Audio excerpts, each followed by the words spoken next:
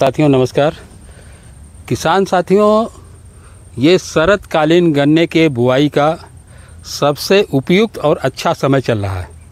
शरतकालीन गन्ने के बुआई का सबसे उपयुक्त समय जो है 15 सितंबर से लेके 30 या 31 अक्टूबर तक होता है। तमाम माध्यमों के जरिए आपके पास जानकारी पहुंच चुकी होगी या पहुंच जाएगी कि शरतकालीन गन्ने की बुआई क्यों करना चाहिए, इसके क्या लाभ हो सकते हैं।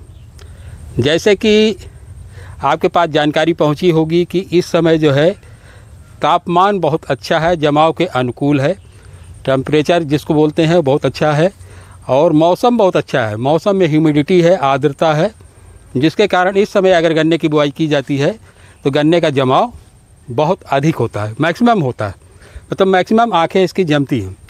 दूसरा, लोग ये बता रहे होंगे कि जो है इस समय लेबर खाली रहती है तो लेबर आसानी से मिल जाती है।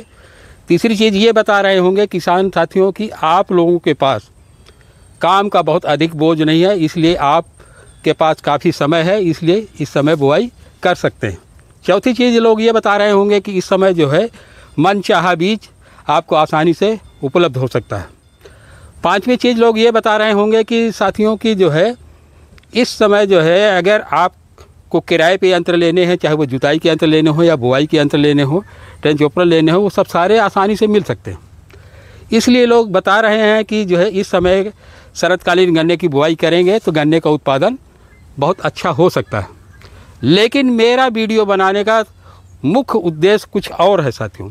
मेरा मुख्य उद्देश्य ये है कि अगर आप शरतकालीन में गन्ने की बुआई करते हैं तो शरतकालीन गन्ने की बुआई करने से आपका उत्पादन लागत, कास्ट ऑफ कल्टीवेशन कैसे कम हो सकता है या कैसे कम किया जा सकता है। दूसरी चीज़ ये है कि यदि शरतकालीन गन्ने की बुआई करते हैं तो गन्ने का उत्पादन किस तरीके से बढ़ सकता है, और आप जो भी गन्ना बोते हैं 10 बीघा, 20 बीघा, 4 बीघा, 5 बीघा, उस पूरे गन्ने का औसत जो उत्पादन है वो कैसे बढ़ सकता है, जिससे आपकी जो है आमदनी काफ़ी हो जाए। ये पहला जो हमारा पॉइंट है वो ये है कि जो है शरतकालीन गन्ने की यदि बुआई करते हैं तो हमारा उत्पादन लागत कम हो सकता है। उसके लिए पहला कारण यह है साथियों कि चूँकि जमाव का उपयुक्त समय है, टेम्परेचर बढ़िया है और जो है आर्द्रता अच्छी है, इसलिए यदि सिंगल लाइन में गन्ने की बुआई करते हैं, जैसे आप ये देख पा रहे होंगे कि जो है नज़दीक से आप देख सकते हैं कि देखिए सारे गन्ने की बुआई जो है सिंगल लाइन से की गई है। ये सारे गन्ने की बुआई सिंगल लाइन से की गई है और हर जगह जो है काफ़ी संख्या में देखिए टिलर दिख रहे हैं आपको, और गन्नों की या जो मिलेबल केन बने हैं उनकी संख्या में कमी नहीं है। जिस तरीके से डबल लाइन में गन्नों की संख्या होती है, मिलेबल केन होते हैं, उसी तरीके से इसमें भी होते हैं। इस समय सिंगल लाइन की बुआई करने से सबसे बड़ा लाभ ये है कि मैक्सिमम जमाव होगा।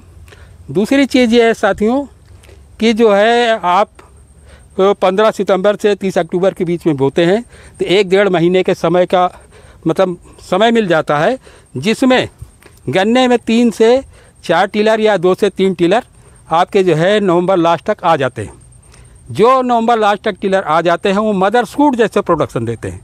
कहने का मतलब मेरा आशय ये है साथियों कि जो है ये जो इस समय नवंबर तक जो टिलर आ जाएंगे, इन गन्नों का एक गन्ने का वज़न 1 किलो से 1.5 किलो के बीच में होगा।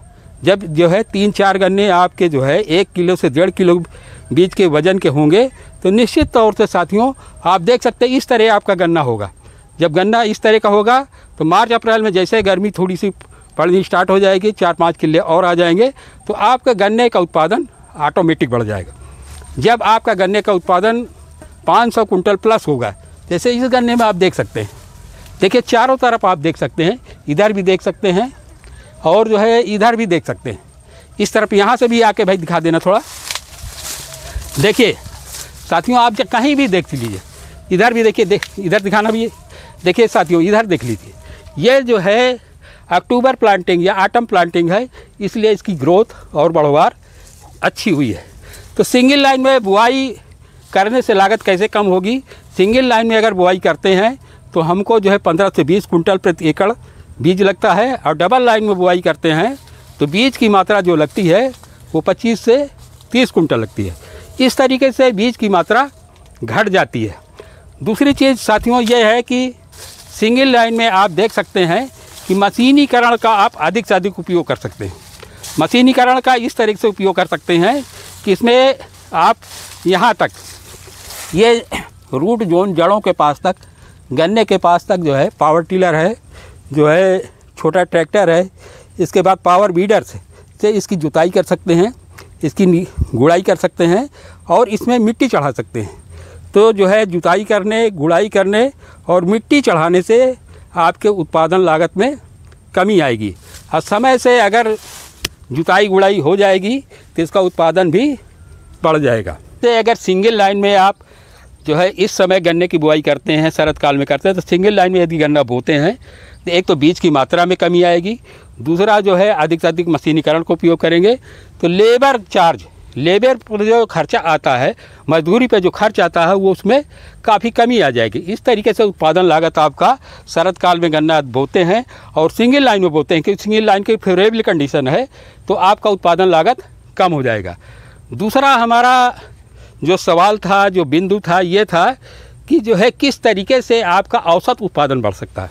साथियों ऐसा है कि जो है यदि हम शरद काल में गन्ने की बुआई करते हैं तो हमको 14 से 15 महीना का समय मिल जाता है। गन्ना जो है मिलेबल केन बनने तक, चीनी मिल में आपूर्ति होने तक के लिए 14 से 15 महीना का समय मिल जाता है।